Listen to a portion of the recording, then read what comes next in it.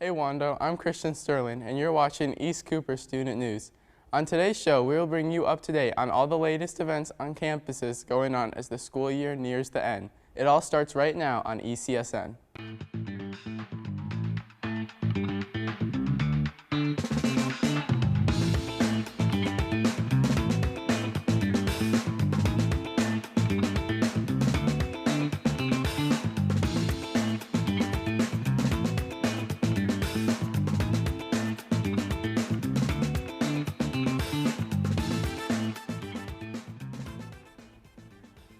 Thanks for watching. We begin today's show as Wando brought back an event it hasn't had for years. ECSN reporter Marissa Soul tells us more about Wando's Got Talent.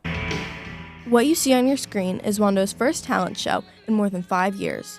Wando's Chef Gordon took note of this and wanted to bring the event back to Wando. Something that we felt was lacking was a talent show, and I bet a long time ago there was a talent show, but I've been here for 5 years. We haven't had one, so we wanted to kind of stay in our own lane and not step on toes, so the talent show was something that we knew that we could accomplish this year and also showcase just the great talent we have at Wando. However, this talent show is not just to showcase talent.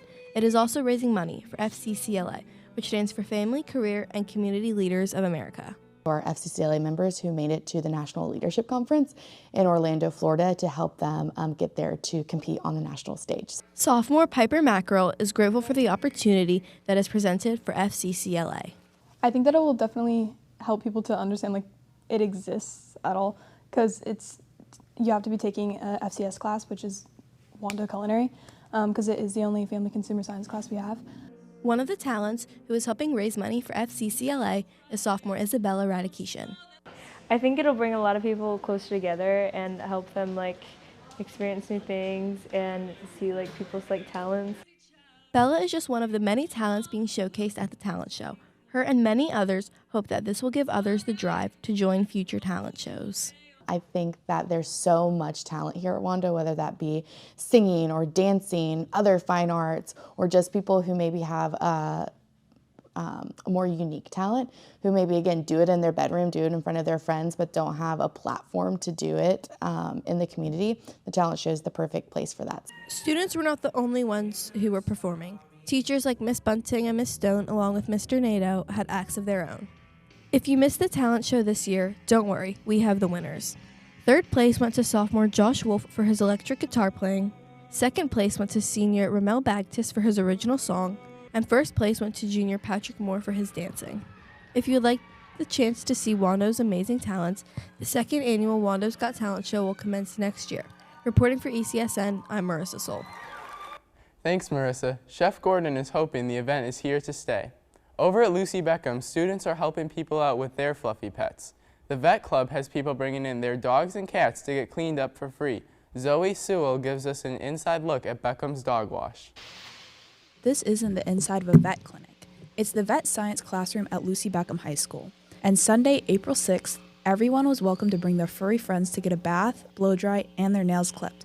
It's a real salon for dogs. Lucy Beckham math teacher Olivia Solomon loves to bring her dog to these events. Every single time they have one, I love to come to this event to get my dog washed, her nails clipped, and it supports a awesome cause.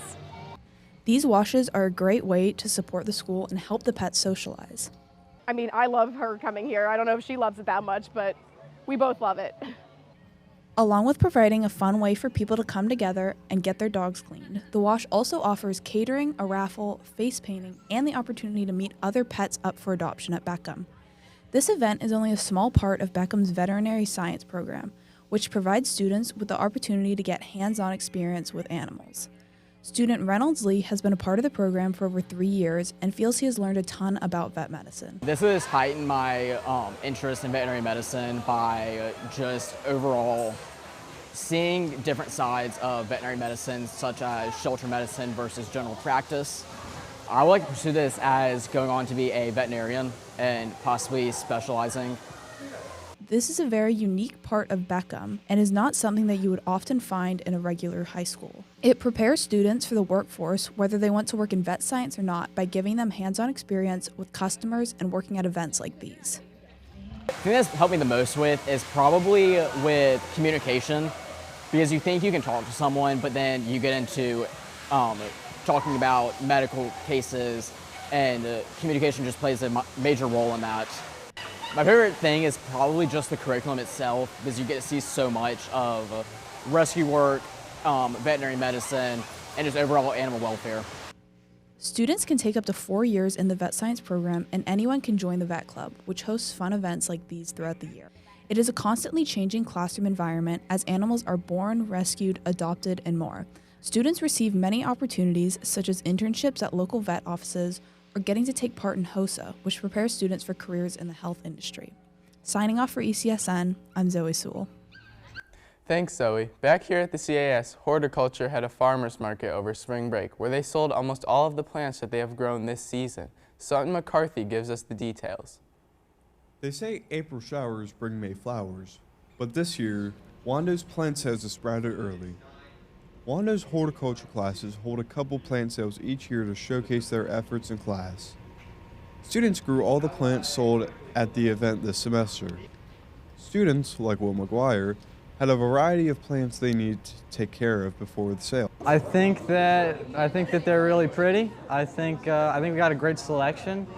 There's a lot of plants for everyone's needs. There's shade plants, full sun plants, perennials, annuals.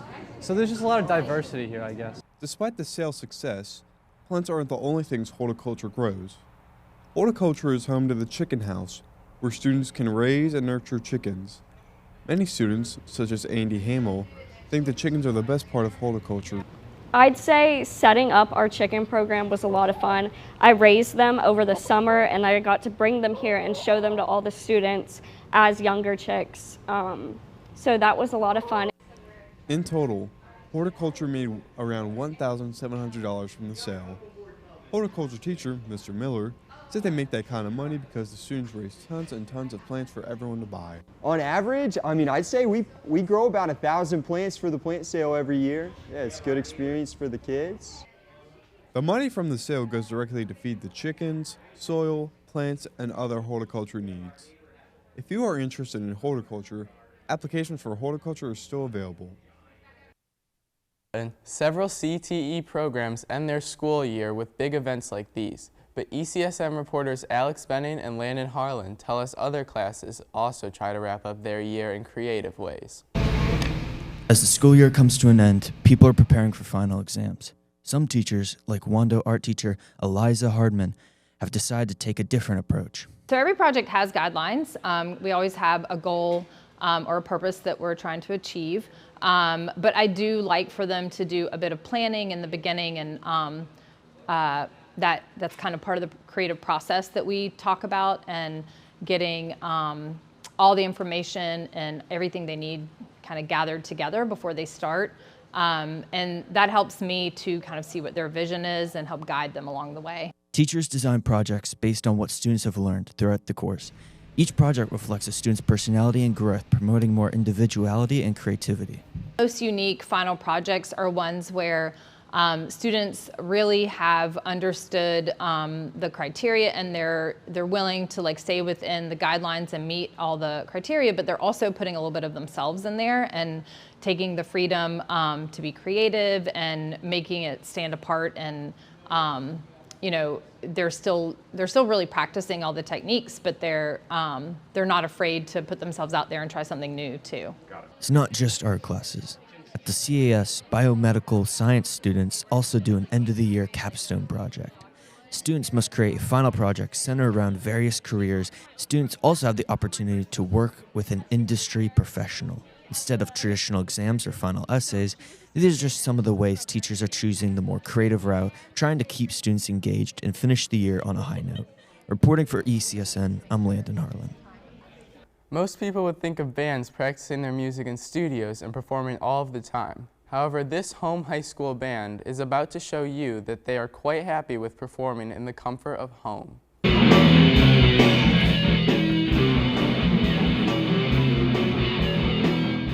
That's Zero by Smashing Pumpkins, but it's not performed by who you might think. This is Cosmic Microwave Background, one of Wando's only student-run bands. Despite Wando's incredible band program, the school has very few student-run bands. Drummer Hayden Sutcliffe wants to change that. There's not enough bands like us around. Just 4-piece small little bands. I mean, we have the Wando band, but I mean, we need more individual stuff like that, like this stuff. It's things that get the kids out there, get the kids playing good music.